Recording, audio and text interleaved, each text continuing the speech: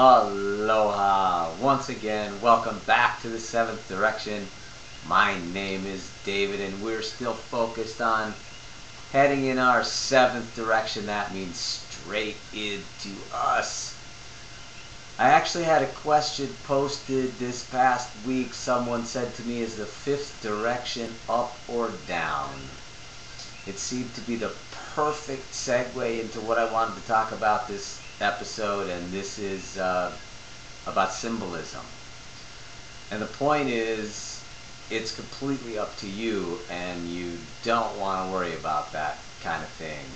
I am not intending to give you anything in any specific order or structure. The written reply I posted on the channel was actually, it doesn't make any difference how you define those things as long as you understand that a 7th direction, the direction inward, does exist.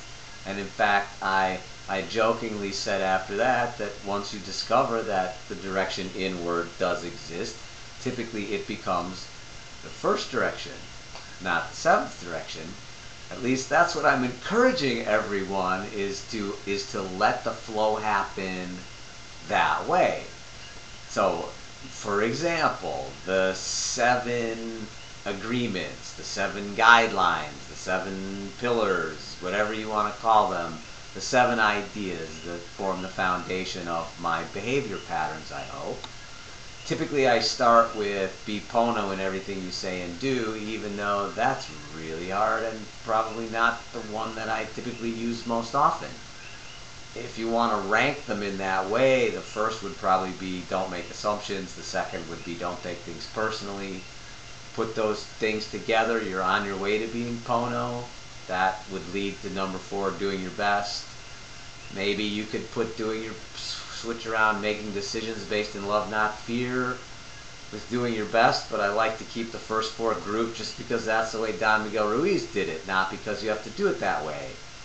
From my perspective, the 7th guideline isn't a guideline, it's the truth of the universe, and you have to base the rest on that you are a spiritual being having a human experience. And then you just flip all the rest of them and you say, okay, as a result of the fact I'm a spiritual being having a human experience, how do I want to behave? What does that mean? How do I tap into my larger self and understand what I'm trying to communicate with me so that I can, according to my definition, improve? So the world in which you live is reflecting back to you symbols. You are trying to pierce your own veil. As you are meditating, you are also encountering different kinds of symbols, some of them very specific, some of them more general. These symbols can take all kinds of different shapes. For some people, it's angels. For some people, it's other kinds of guides.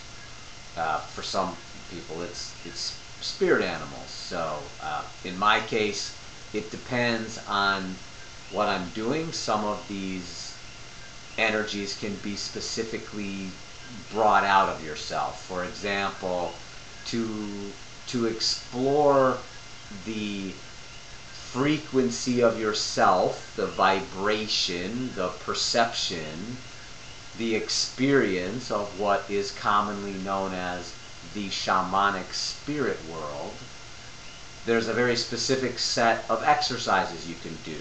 You can visualize, picture in your mind, the hollow base of a large tree. So you have in your mind a large tree with a tree trunk, and at the bottom of it is a hole. And many of us have seen those kinds of trees before. It wouldn't be difficult to imagine. In this case, you visualize it, and then you just picture yourself, imagine yourself moving into that hollow tree, and then through that hole down into the earth. You will know that you are in the right frequency of yourself for this experience when you pass through what they call the shaman tunnel, which looks like when you're passing through a large tunnel, driving in your car, and they have those banks of the lights sort of going in a semicircle above you on the underside of the tunnel as you're passing through it. And so as you're going through, these stripes of light are kind of zipping by your eyeballs that way. The experience of going through the shaman tunnel and the experience of driving through a tunnel with those lights, those are similar kinds of experiences. So if you suddenly begin to have this experience of seeing it in your mind, then you are on the right frequency for getting to the shamanic spirit world. And then when you get there, it'll just be a very vivid series of visualizations in your mind, and you'll see a lot of vivid stuff. If you see animal spirits moving around, you move towards them, you interact with them. There are valuable things about yourself and the nature of the universe that you can learn from these kinds of interactions. So that's for spirit animals. Angels can communicate with you in any sort of form that they wish. For example, mine like to sing Beatles songs. I hate the Beatles. I'm sorry if that offends people, and I just lost people off my channel when I say that. I just have never had a deep appreciation for the Beatles, and I'm sure it's why my angels use them, because they know I would never hum these songs myself. So if the Beatles pop into my head, it's my angels trying to tell me something. If that sounds ironic and funny to you, it's ironic and funny to me too, and all I can say is it's better to have guides with a sense of humor than ones that are boring. Also, it's nice if your guides, whoever they are, and they might be family members or something like that. If you imagine that you are a soul, and as we talked about in an earlier episode, that maybe you have friends when you're a soul, just like you have friends as a person. Maybe you adventure together when you come here. Maybe you switch roles to learn things at various times. But you might have a long-lasting affection for one another. For example, most of us who have a parent that has passed on have at one time or another sensed that parent being around us. I personally had a dream once in which my father, with whom I did not get along when he was in the flesh, I had a dream in which he was shaking hands with one of my most respected in the flesh human spiritual guides. They had never met as people. He passed away long before I ever knew her. So it was fascinating to me that I had a dream in which these characters had actually met each other and were pleased to have met each other, and I got some gratitude from my father's energy in this dream that he had been able to make this connection with my spiritual guide. So what is the point of all of these examples that I'm offering? The point is that you don't know how your universe will try to communicate with you, and you really want to have an open mind. People on Earth in 3 dimensions tend to de-emphasize what's right in front of their face. So a friend in the flesh offering you a suggestion bounces right off, you don't pay any attention. But if you have a dream in which you get the same message, suddenly that is profound. So my suggestion to you is that you not go through the process of wasting your time. of just pretending that what happens here is not important and that you have somewhere else to go. You may discover at the end of enlightenment that there's no place to ascend to.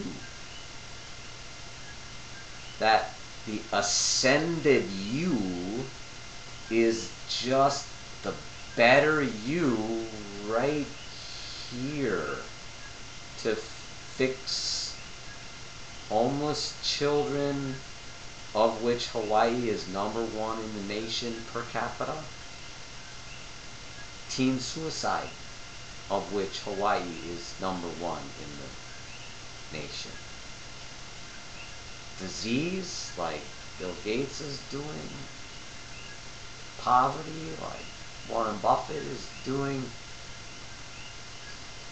It is possible that everything that you are going through, this process of going in your 7th direction, is only for the purpose of manifesting that fullness and best of you, what Jesus called the Christ.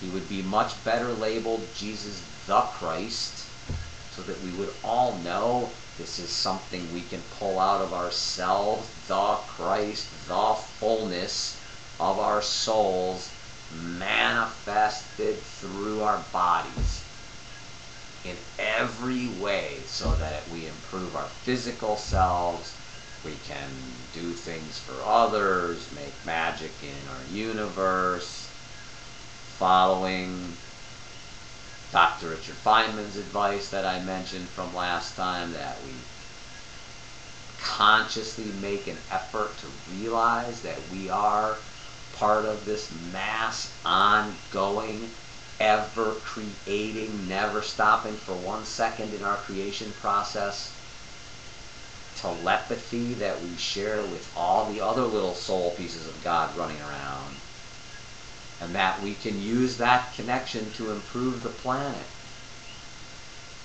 As I said, we have a wonderful metaphor for that right now that he did not know about at the time that he was writing his book. He passed away before the internet sprang into existence, but he'd be very pleased with the way that we have now managed to physically manifest this idea of connectedness, and that it really is quite easy. We now have very inexpensive physical devices to be able to access the library of information, the repository of knowledge that is the internet.